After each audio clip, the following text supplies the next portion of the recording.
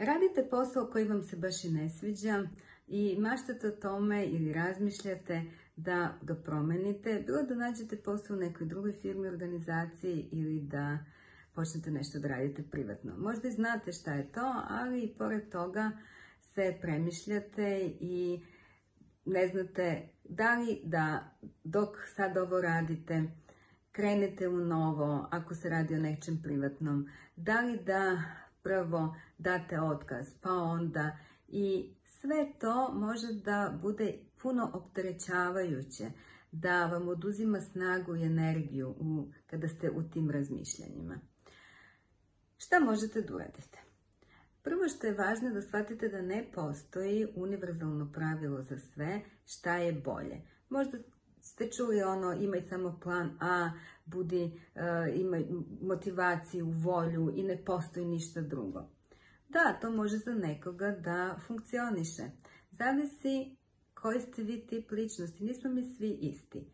Znači, potrebno je prvo, pre nego što donesete odluku, da malo bolje upoznate sebe i da radite naravno i na tom spoljašnjem nivou, da sa faktima, da vidite gde ste, kako ste finansijski, šta se treba se uradi i slično, finansijski plan i slično. Ono što kažem da upoznate sebe je da vidite da li vi bolje funkcionišete kada ste pod pritiskom, navodno pod navodnicima pritiskom, znači kad imate termine, kada nešto mora, da li tada bolje funkcionišete ili ste više osoba koja treba malo laganiji prelaz sa jedne stvari koju radi na drugo.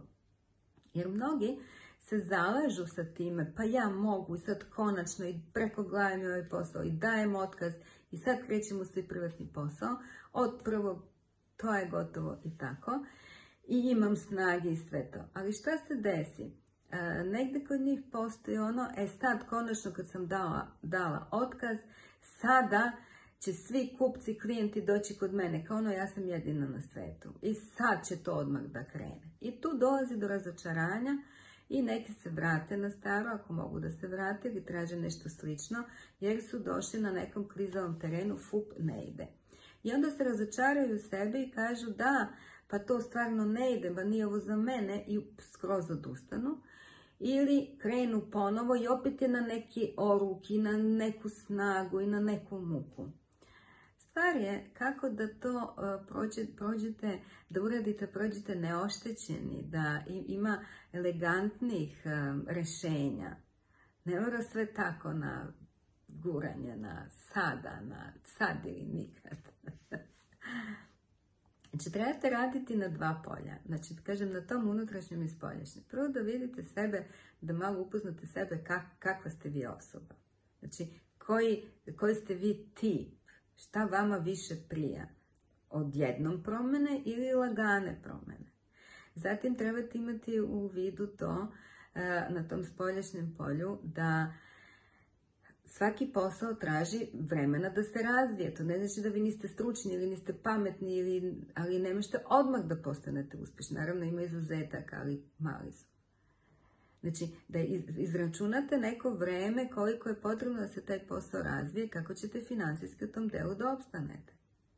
Da ne dođete u stisku i sad, jer iz tog stiska ne možete da budete kreativni, pogotovo ne za privatni posao.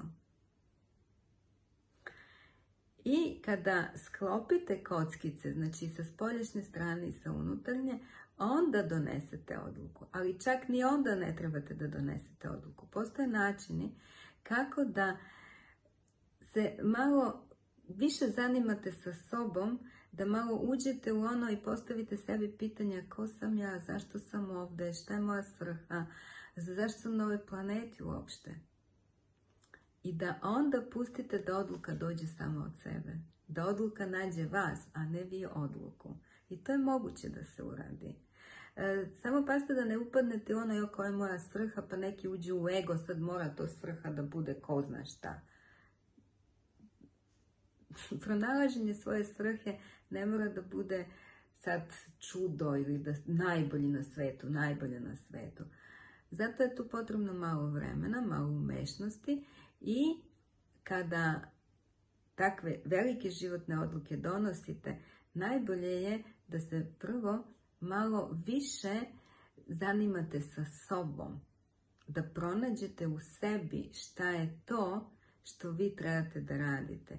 I onda će odluka doći sama od sebe i pokazat će vam se vaš individualni put za dalji poslovni vaš život.